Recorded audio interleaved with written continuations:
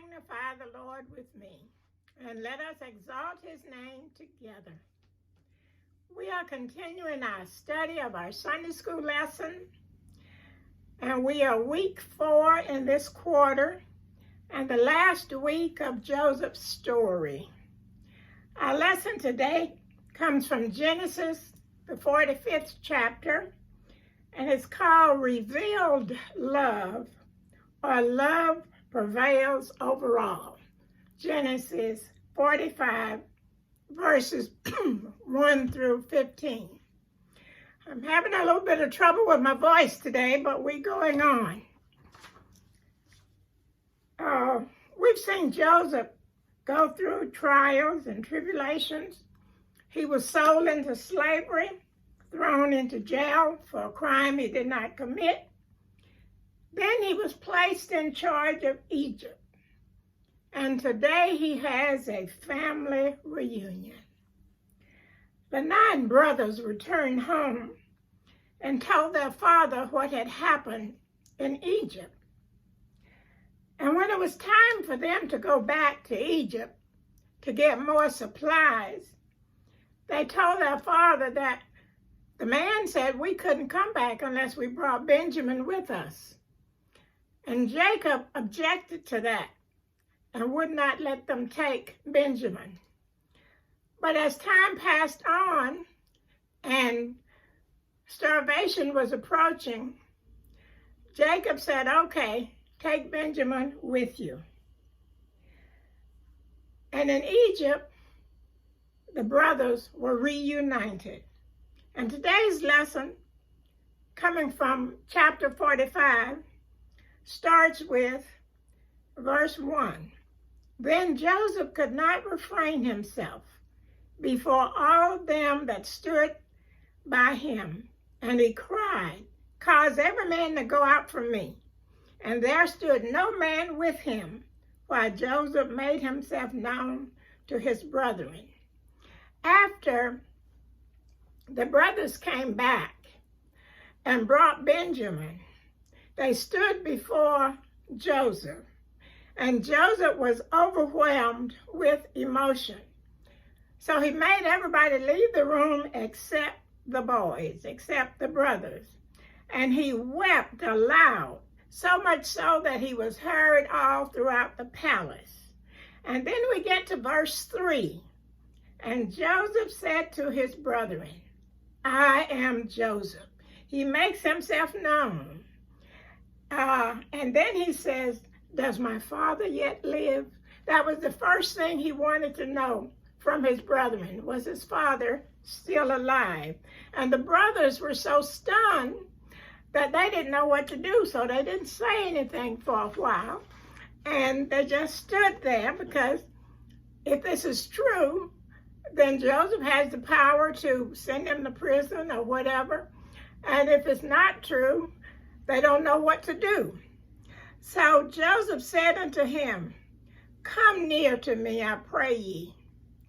And they came near, and he said, I am Joseph, your brother, whom you sold to Egypt. So it's clear now, everybody knows who everybody is. And the 12 boys are back together. But they're back together in a different way, because there was never love between them in the beginning, especially for their brother Joseph. But now they are showing expressions.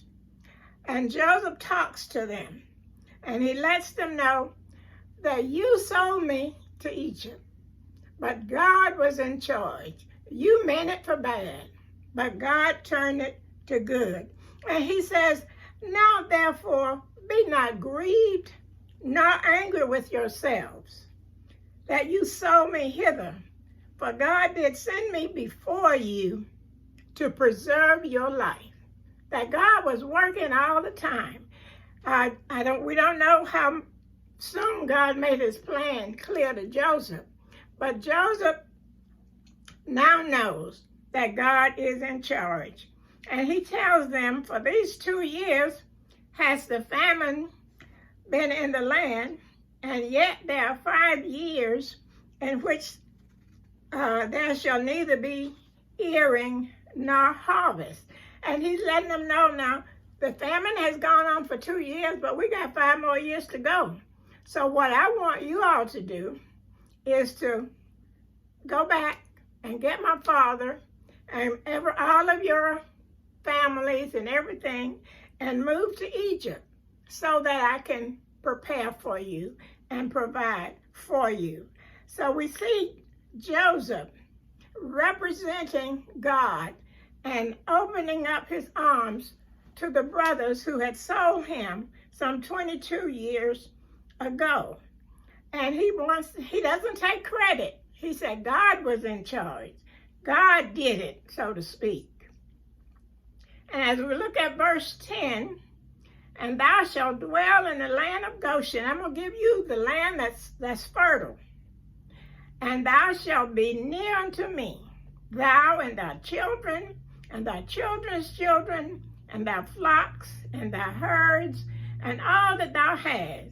Go back and get your stuff, he said. Go back and get your family, get my father, and get everybody, and bring them to Egypt so that we can be together.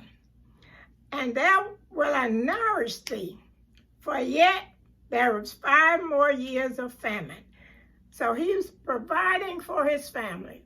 The ones that did him bad, he's doing good to them in the name of the Lord.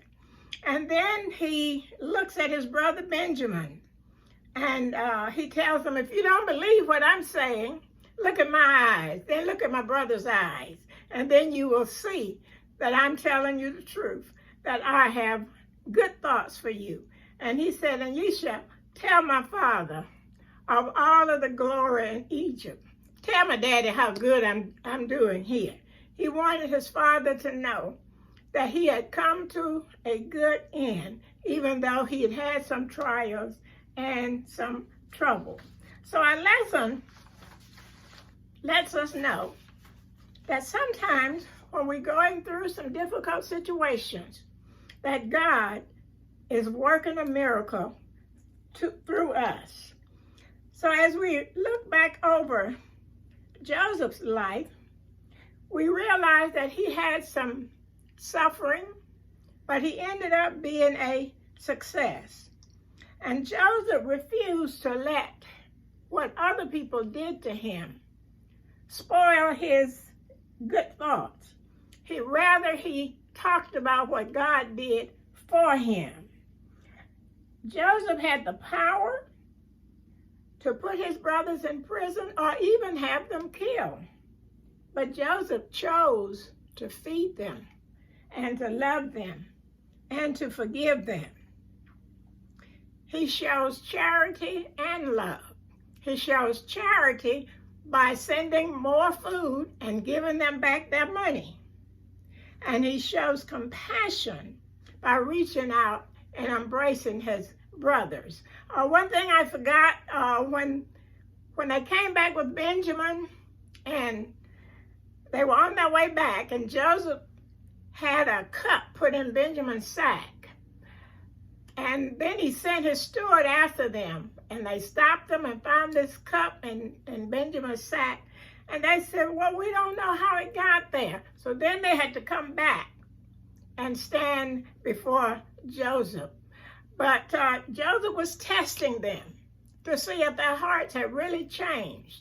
So Judah stepped forward and said, please don't keep Benjamin, because Joseph threatened to keep Benjamin. And Judah said, don't keep Benjamin, my father will die but keep me instead. And Judah is the same one that suggested some 22 years ago that they sell Joseph into slavery. So Joseph sees that Judah's heart has been changed. And all of the brothers have a different attitude from what they had before. So remember, we can't control other folks' behavior. We can only control our own behavior. Sometimes the world declares a situation helpless and hopeless. But we have to remember that God has the final say. When we have been wronged, we need to choose to take the high road. We must be willing to forgive, because forgiveness opens the door to healing. As we review our past, we must eliminate old grudges and open wounds. We must communicate and be willing to listen to what somebody else has to say. Joseph was a man who honored God in every situation that he found himself, whether it was suffering or success. Joseph opened his arms to his brothers and invited them to draw near to him. We must be willing to reach out to people. He let his brothers know that this thing is bigger than you, that God is at work here. They wept for joy and they embraced. What a beautiful reunion. However, the reunion was not complete until sometime later, when Jacob came to Egypt. And we are told in chapter 46 that they, when Joseph saw his father, that they embraced and wept for some time. So our lesson lets us know that things happen to us. Let us not turn bitter when things happen to us. Perhaps Joseph said, I was in a pit, I was in the prison, and now I'm in a palace. I've got the victory. He looked around and said, we are family. I got all my brothers with me. I've got joy. He perhaps looked out at the fields and said, we have enough to withstand the famine, and I am happy. Happiness is mine.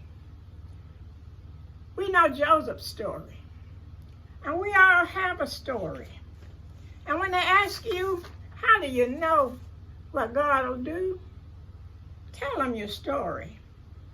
And let them know that we have this blessed assurance that Jesus is mine. Oh, what a foretaste of glory divine, because we're heirs of salvation, and we've been purchased by God. We've been born of the Spirit and washed in his blood. This is my story.